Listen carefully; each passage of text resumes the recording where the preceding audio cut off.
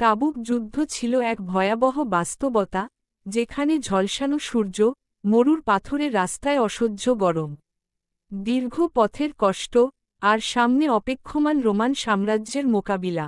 নবীজির আহ্বানে, সেই ভয়াবহতার মাঝেও মুমিনগণ ঝাঁপিয়ে পড়ে। কেউ নিজের খেজুর বাগান বিক্রি করে, কেউ নিজের উট দান করে, কেউ রাসূলের পাশে দাঁড়ানোর জন্য দুনিয়া ছেড়ে দেয়।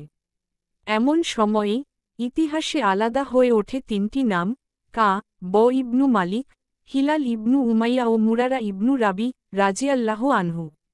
তিনজন বিশুদ্ধ অন্তরের সাহাবী, যারা পূর্বে বহু যুদ্ধে অংশ নিয়েছেন, বদরের গর্জন শুনেছেন, উহুদের জ্বালা সয়েছেন, কিন্তু তাবুকের কষ্টসাধ্য যুদ্ধে অলসতা, দুনিয়াবি গাফিলতি এবং নিঃসন্দেহে অন্তরের দুর্বলতায় পিছিয়ে পড়ে যান।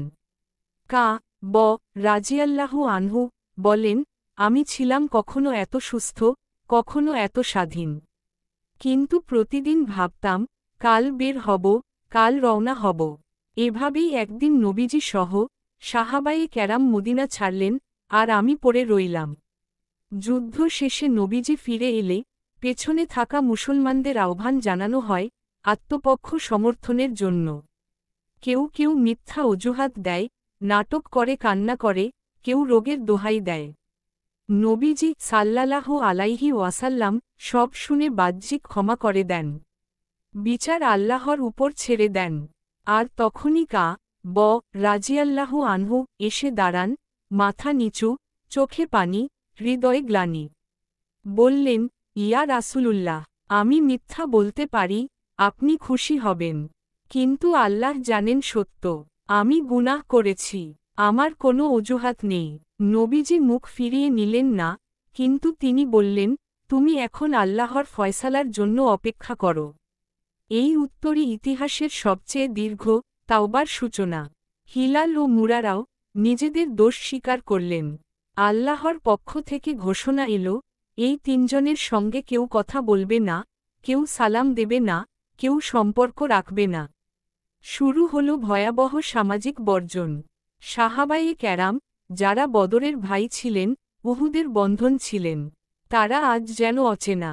কেউ কা বের দিকে তাকায় না, কেউ তার কথা শুনে না, এমনকি রাসূল সাল্লাল্লাহু আলাইহি ওয়াসাল্লাম কেউ সালাম দিলে তিনি মুখ ফিরিয়ে নেন। মসজিদের দরজা হয়ে গেল বন্ধ, বাজারের মুখ হয়ে গেল তীব্র নীরবতা। কা ব বলেন, আমি মসজিদে যেতাম, নবীজির দিকে তাকিয়ে থাকতাম, ভাবতাম তার চাহনি কি আমার দিকে ফিরবে, কিন্তু তিনি আমার দিক থেকে মুখ ফিরিয়ে নিতেন। হিলাল ইবনু উমাইয়া ছিলেন বৃদ্ধ, তিনি ঘর থেকে বের হতেন না।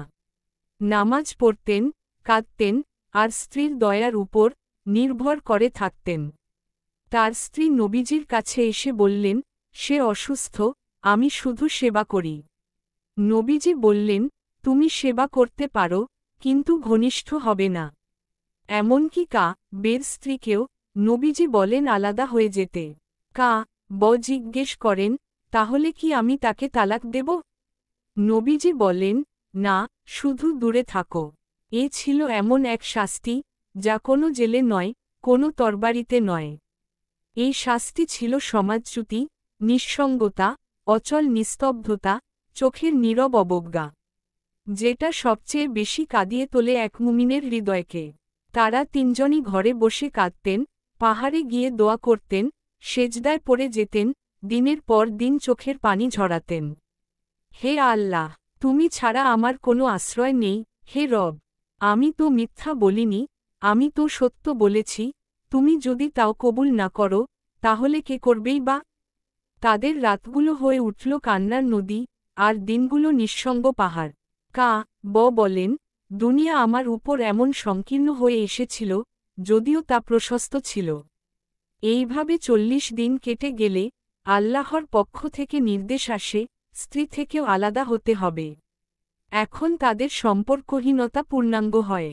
আর যখন তাদের মনে হচ্ছিল আল্লাহ হয়তো মুখ ফিরিয়ে নিয়েছেন, তাদের পাপ এত বড় যে আর কোনো দরজা খোলা নেই, ঠিক তখনই আসমানের রহমতের দরজা খুলে যায়।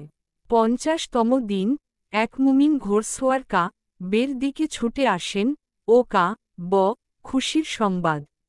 আল্লাহ তোমার তাওবা কবুল করেছেন।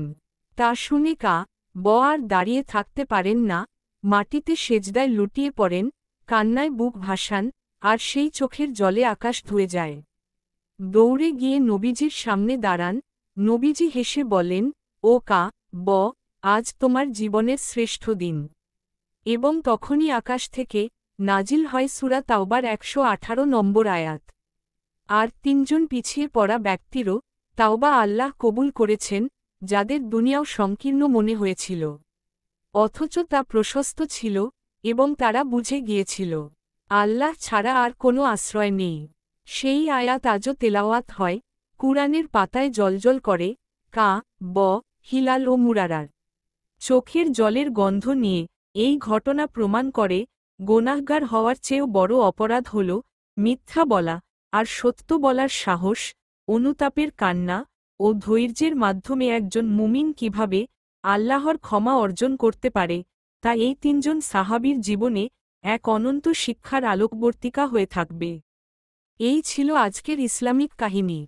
যদি গল্পটি আপনার হৃদয় ছুঁয়ে যায় বা আপনি কিছু শিখতে পারেন, তাহলে একটি লাইক দিয়ে আমাদের উৎসাহিত করুন। আপনার মতামত কিংবা পরামর্শ কমেন্টে জানাতে ভুলবেন না। এমন আরও হৃদয়ছোঁয়া ইসলামিক গল্প পেতে এবং দিনের বার্তা ছড়িয়ে দিতে আমাদের চ্যানেলটি এখনই সাবস্ক্রাইব করে ফেলুন। ইনশাআল্লাহ আমরা একসাথে সত্য ও শান্তির পথে এগিয়ে যাব।